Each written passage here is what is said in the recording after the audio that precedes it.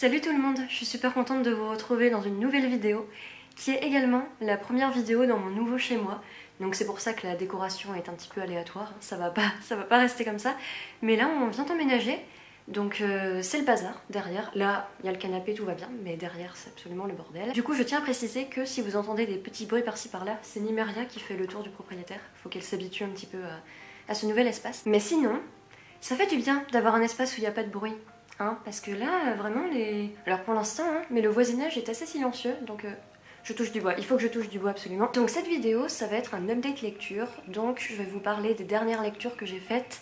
Donc il y en a certaines qui datent un peu, notamment je vais vous parler du dernier livre que j'ai lu en 2020, donc c'était fin décembre, du coup, oui, la fin de l'année. Et franchement, c'est pas des lectures incroyables, mais j'avais quand même envie d'en parler parce que ça peut être des lectures qui pourraient plaire à certaines personnes. Et puis c'est bien aussi de parler des points qui nous ont moins plu dans des livres.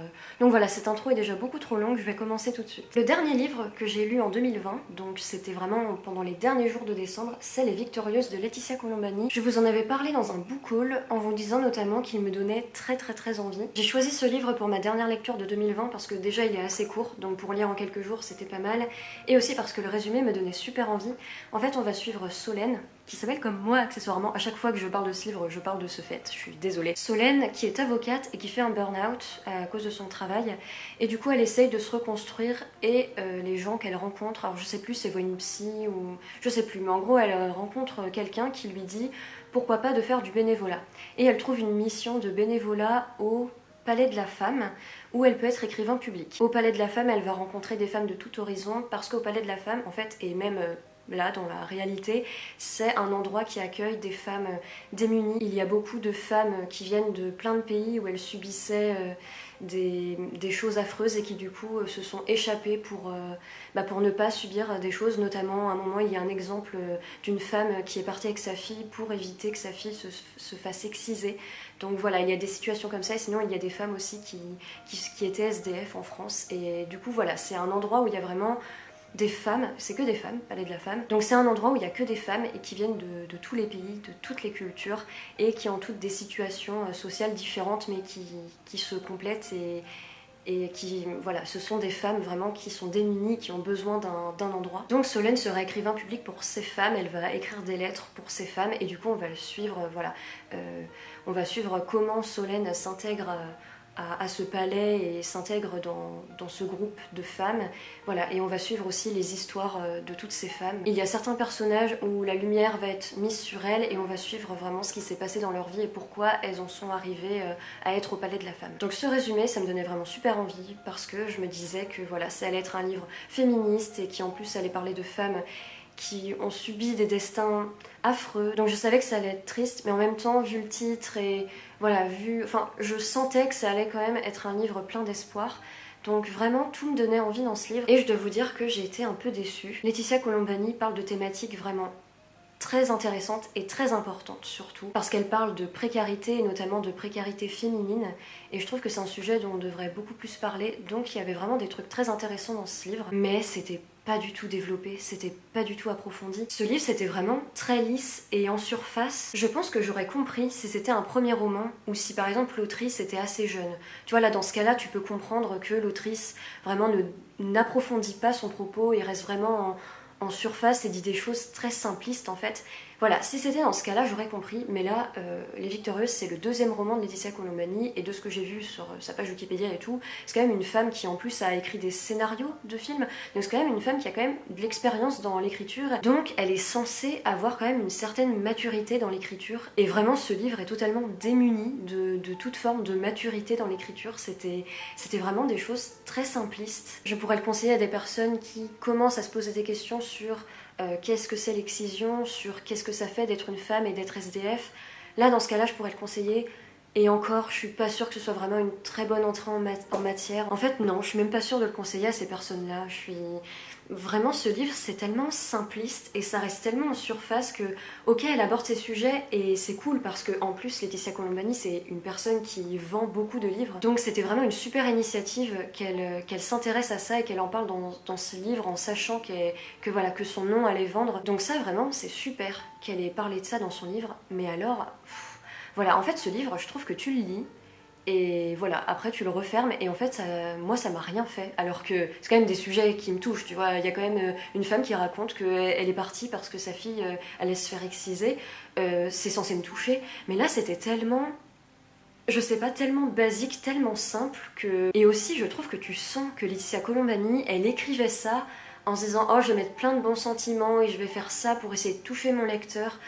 Et en fait, ça faisait pas sincère, en fait. Ça faisait vraiment, je vais faire un livre sur ça pour en parler, donc en même temps, c'est bien, tu vois, j'ai pas non plus envie de cracher dans la soupe, c'est bien qu'elle en parle, mais elle le fait pas de la bonne manière, je trouve. Voilà, en fait, c'est un livre qui manquait de subtilité et d'approfondissement, et j'ai trouvé ça dommage, vu le sujet.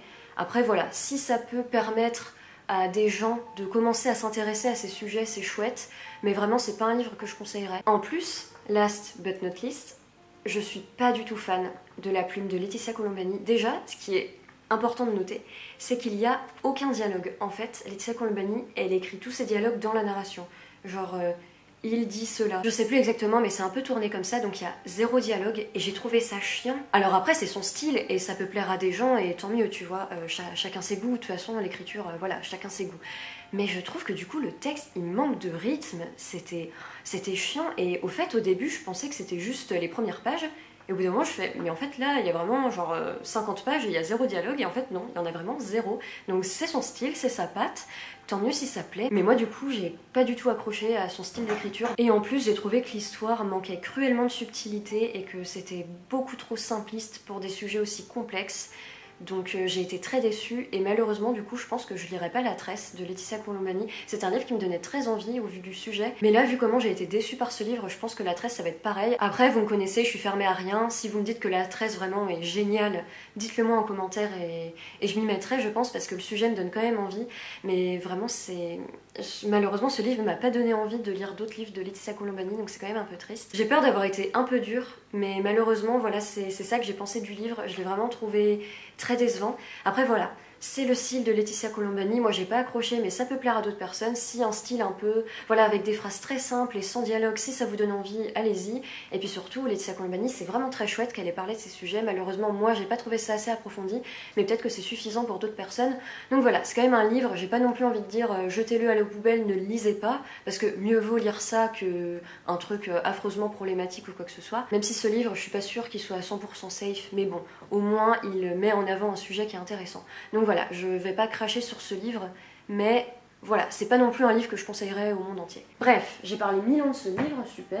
Après, j'aimerais vous parler d'un livre dont je vous ai pas mal parlé déjà, c'est The Invisible Life of Fadi Larue. J'ai fait un vlog lecture dédié à ce livre que je vous mets dans le petit i, qui est là, ou peut-être là, je ne sais pas. Donc si vous voulez voir mes réflexions et mes avis vraiment assez développés sur ce livre, n'hésitez pas à aller voir ce vlog. J'avais envie de revenir sur ce livre dans cette update lecture parce que mon opinion a un peu évolué par rapport au moment où je l'ai terminé. Donc je l'ai terminé début janvier, mi-janvier, je sais plus exactement. Pour résumer ce que je pensais au moment où je l'ai terminé, ça a été vraiment une lecture merveilleuse. J'ai été vraiment happée par ce livre et j'ai vraiment voyagé avec Adi à travers le temps. Et l'écriture de Willy Schwab est merveilleuse et poétique. J'ai adoré le sujet du livre qui parle du temps, de la trace qu'on laisse sur le monde en tant qu'être humain. Ce livre, c'est une ode à l'art, à la vie. Ça, c'est un gros résumé de ce que je vous disais du coup dans mon vlog lecture d'Adi Larue. Après, j'ai dit aussi quelques points négatifs, notamment des choses vers la fin que j'ai moins aimé. Le dernier quart, en général, du livre m'a un peu moins charmé. Voilà, j'avais quelques petits points négatifs quand même. Donc ça c'était mon état d'esprit au moment où je l'ai terminé, donc mi-janvier. Donc là au moment où je tourne cette vidéo, on est mi-février, donc un mois après que je l'ai terminé.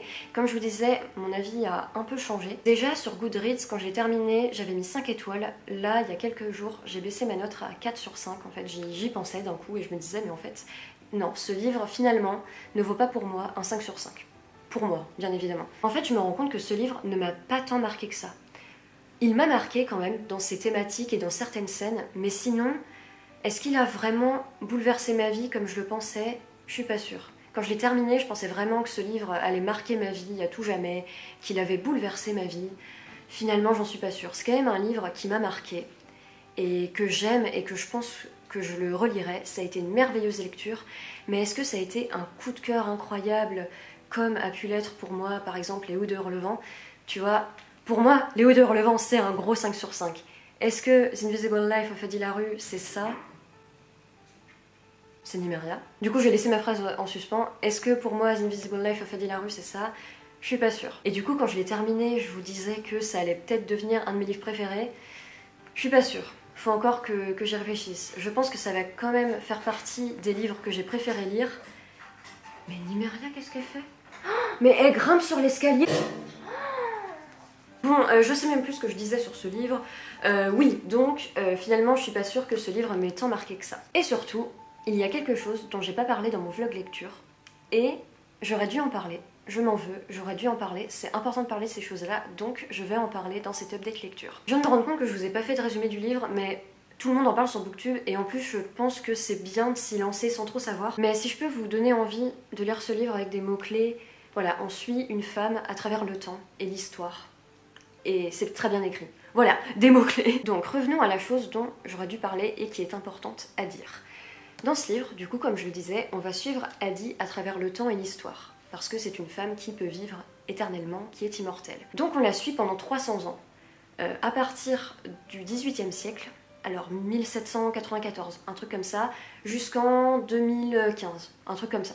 On la suit voyager à travers le monde, à travers différents pays, on la suit rencontrer des personnes.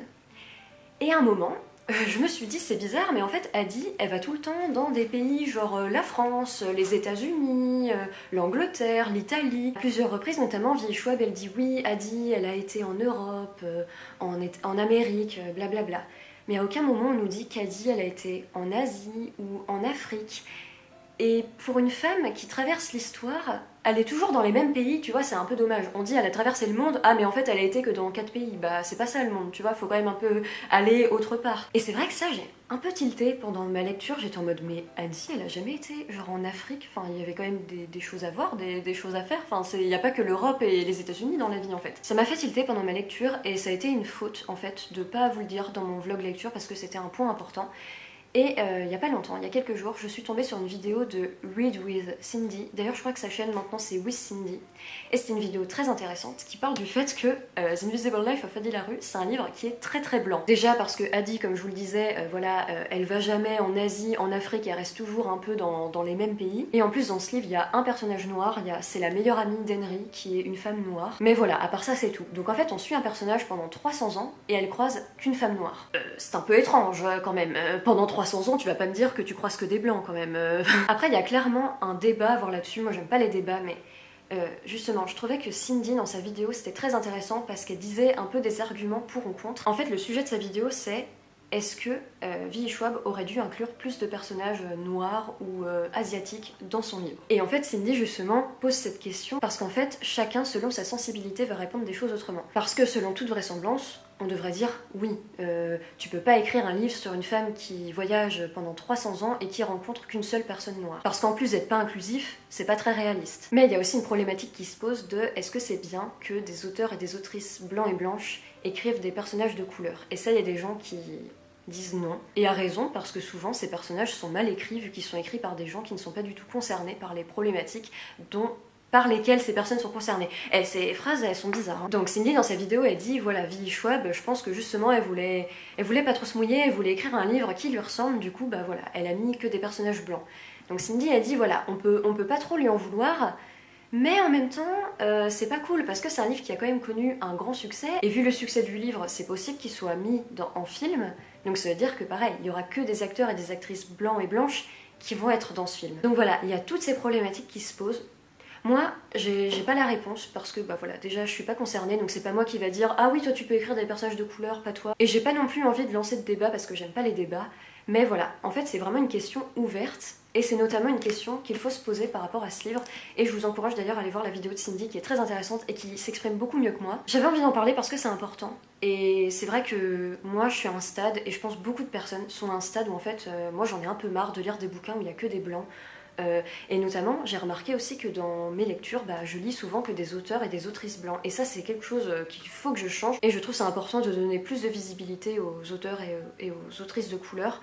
Donc voilà, je me suis un peu perdue dans ce que je disais. Donc tout ça pour dire que avec toutes ces raisons, donc notamment le fait que je me suis rendu compte que finalement ce livre il m'avait déçu par certains aspects et finalement il m'a pas tant marqué que ça, plus le fait que je me suis rendu compte, l'un des deux je ne sais pas, d'à quel point ce livre est absolument blanc et n'a aucune représentation de personnage de couleur, enfin si, il y a une femme noire, mais à part ça, voilà, en 300 ans d'histoire, Adi ne rencontre personne, que des blancs, voilà. Ça c'est quand même quelque chose qui me pose question et je trouve ça important d'en parler. Donc voilà, pour résumer, en gros ce livre ça a été une très bonne lecture pour moi, mais il y a quand même des aspects décevants. Donc mon vlog lecture en fait il est plus ou moins maintenant dans...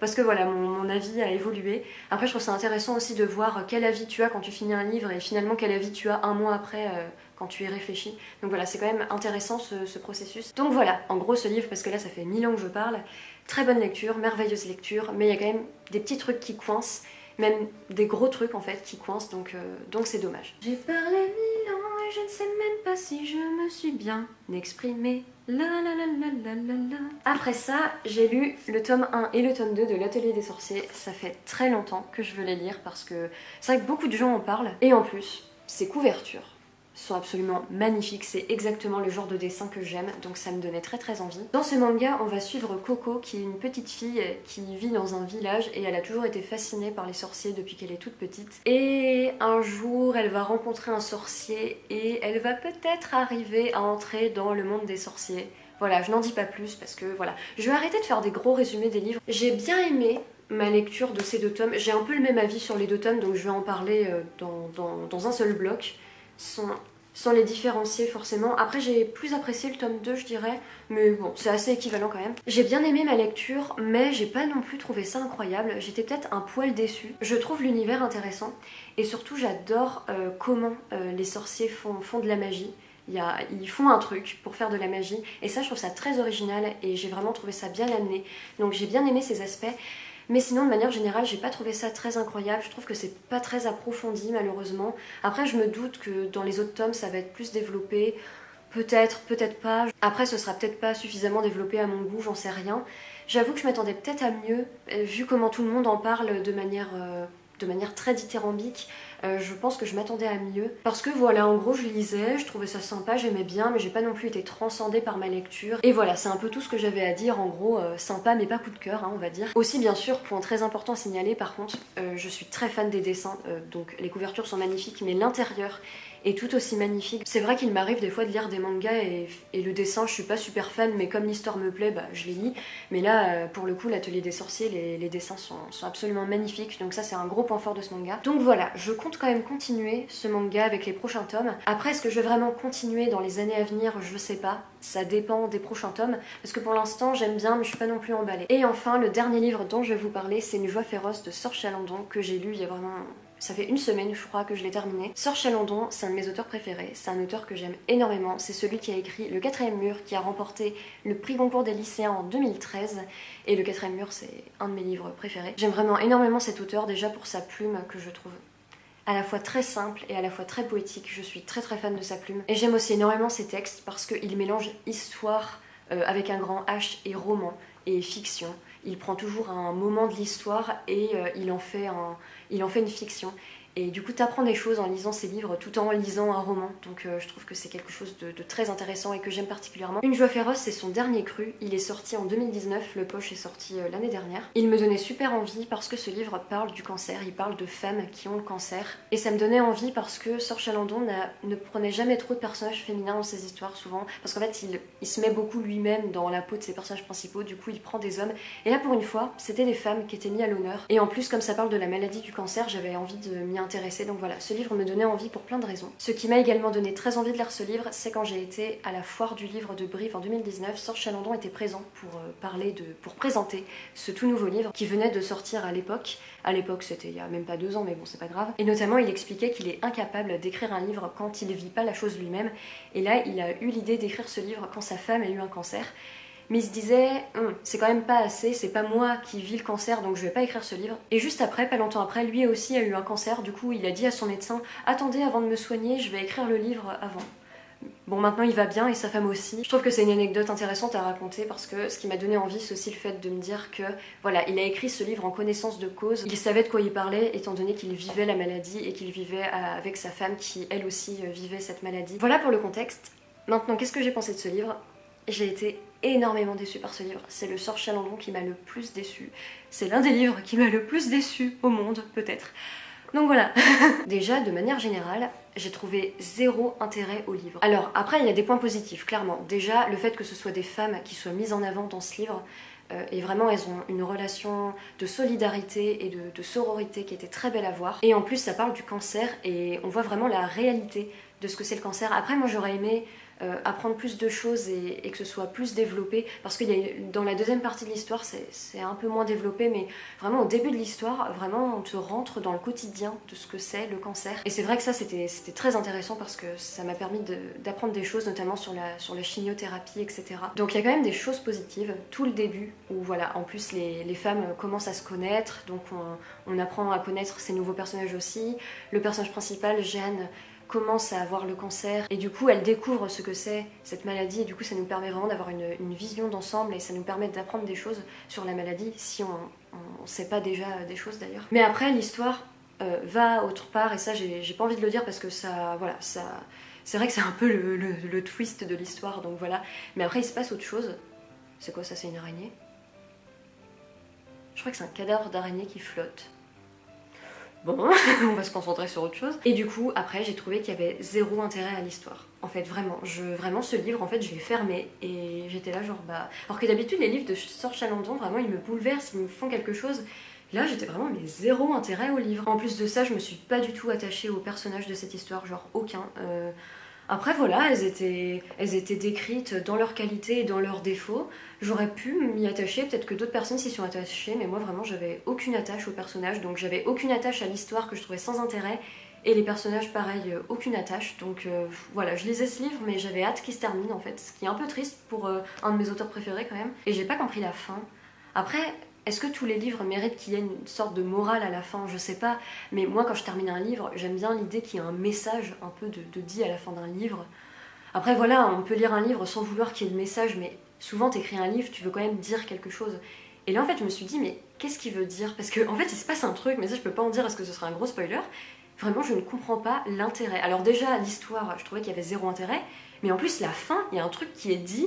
J'étais en mode, mais ça enlève l'intérêt qui n'était déjà pas là. Donc, j'ai l'impression que depuis quelques livres, Sort Chalandon s'essaye un peu à mettre des plot twists dans ses livres, notamment dans Le Jour d'avant, qui est d'ailleurs un très bon Sort Chalandon. Il y a un plot twist qui pour moi a gâché, enfin peut-être pas gâché, mais qui pour moi a desservi le livre. Je trouvais le livre très bien, et il y a eu ce plot twist, et j'étais là genre, mais ça me fait moins aimer le livre. Et là en fait c'était un peu pareil. Alors je me dis, s'il a mis le plot twist, c'est que lui il y trouve un intérêt, c'est que lui il aime bien, donc si ça lui plaît tant mieux, mais à chaque fois qu'il en fait dans ses livres, ça le fait pas du tout avec moi. Si ça le fait avec d'autres gens tant mieux, mais moi je trouve que justement ça dessert l'histoire. Et là en plus déjà dans ce livre qui de base je trouvais sans intérêt, là du coup c'était avec ce twist, c'était encore pire. Donc la fin j'étais là genre, mais c'est quoi la morale en fait, c'est quoi le message? J'étais perdue, en fait, j'étais confuse. Et aussi, il y a des petites phrases à quelques reprises qui m'ont saoulée. Il y a des phrases un peu boomer, parce que Sort Chalandon, voilà, c'est un homme qui a genre une soixantaine d'années, mais dans ses autres livres, justement, je trouvais qu'il avait une pensée très moderne, et à aucun moment j'ai été choquée par des phrases qu'il a dit.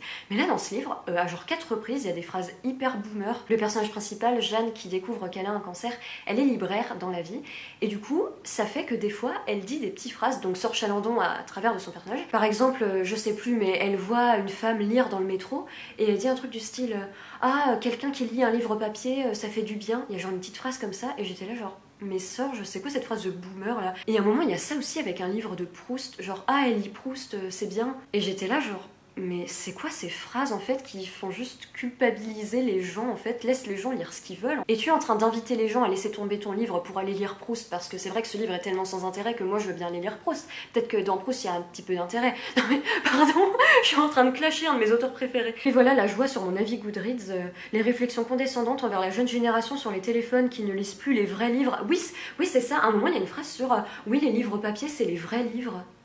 Et j'étais là genre mais... ça m'a tellement agacée, il y a plusieurs phrases comme ça, je ne comprends pas. Et j'ai jamais lu ça dans aucun de ses bouquins, justement, comme je disais, je trouvais qu'il avait une pensée très, très moderne, et très, voilà, très... Je pensais pas qu'il était condescendant comme ça envers les jeunes. Après, j'ai envie de me dire que, parce que je l'ai rencontré quand j'étais à la foire du livre de Brive, on a un peu discuté, et du coup, j'ai envie de me dire que, voilà, il s'est pas trop rendu compte de ce qu'il disait, mais je me voile la face et c'est clairement possible qu'ils soient un peu boomers comme ça.